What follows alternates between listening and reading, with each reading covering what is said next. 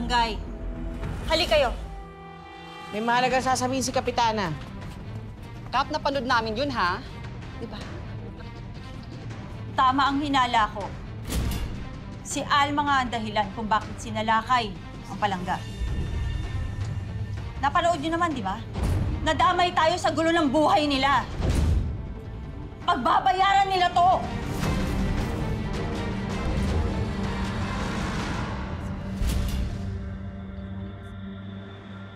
Dahil panahon na para makilala ng bawat Pilipino ang mukha ng mga masasahol na kriminal na to. Dapat lang lahat sila makulong. Sila po ay miyembro ng Golden Scorpion. Paano nagkaroon ng access si Sasha tungkol sa impormasyon na ito? Pinangungunahan ng isang Eh, di basta-basta impormasyon na to, ha? Mayor, atin-atin na lang ho. Hindi ho kaya miyembro ng sindikato si Madam Sasha? Bakit ba laging hating gabi ka kung saan ka ba nanggagaling? Oh, ito naman. Bakit naman kaya ng pagtatanong mo, mahal? Para namang may masama akong ginagawa. Wala ba?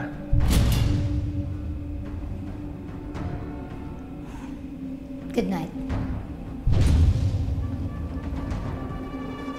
Kung malaking sindikato ang may kinalaman sa mga nangyayari dito, ang tanong, sino yung source nila para malaman ang bawat kilos natin?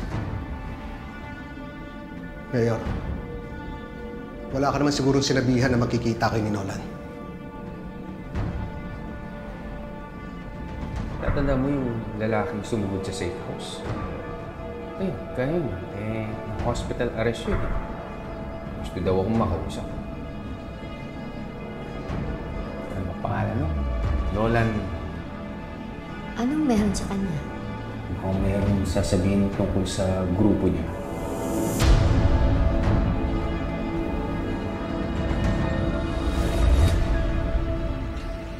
Ikaw na mismo nagsabi. Ang dami niyang kahina-hinalang ginagawa. Pero wala lang tayo matibay na proof. Alam mo, Romel, sana mali ka kasi kung magkataon, makakalabang ko ang asawa ko. At kung tama ka naman, aba, talagang sagad sa buto ang pagkawalang yan ni Sasha.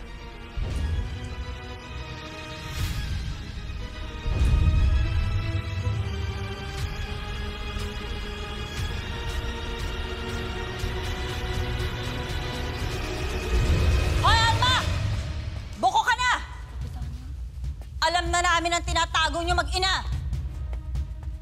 Manda ka sa akin ngayon.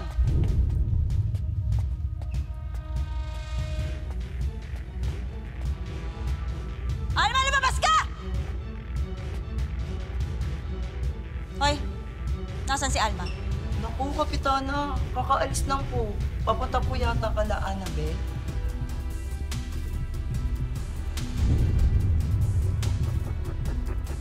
Tara! Bilisan niyo, sumunod kayo sa akin!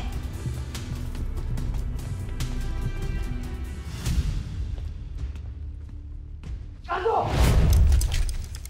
Kanina pa tayo naglalaro.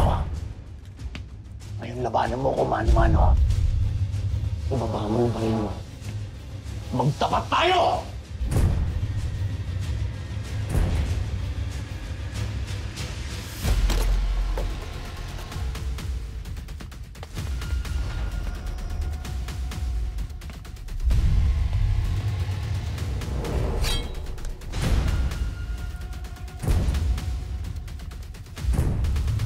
Walang titigil hanggat walang namamatay. Lalabanan kita hanggang kamatayan!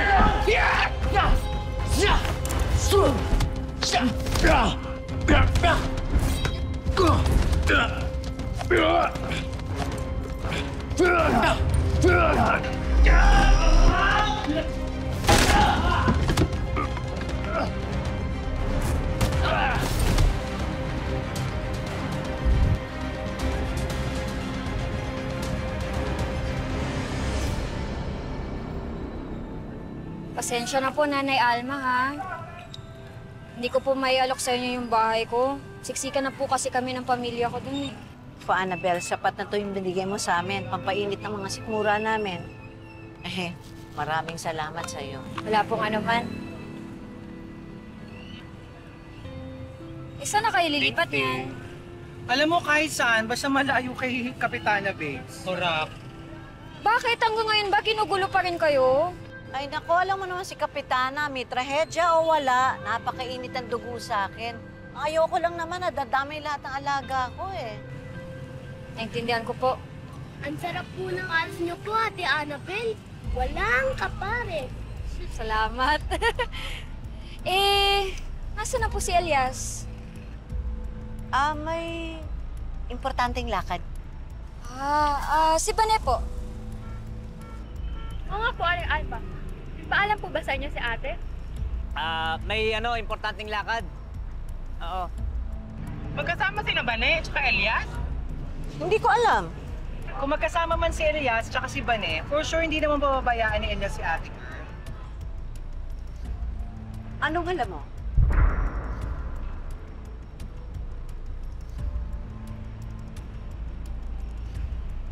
Anong alam mo sabi eh?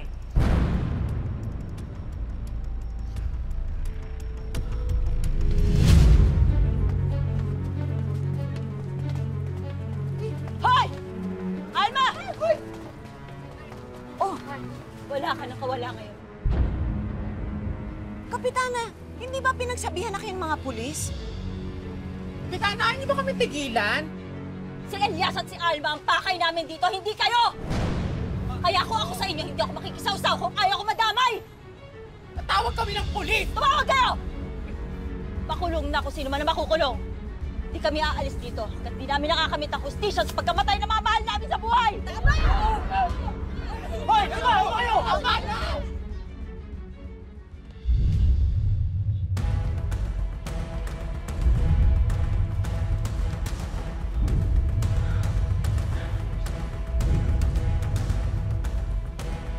Pinahanga mo ko sa galing mo.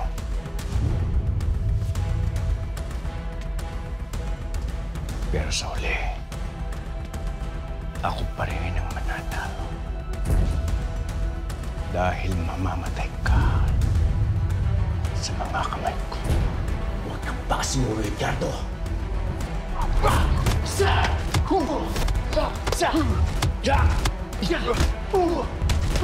Shoot!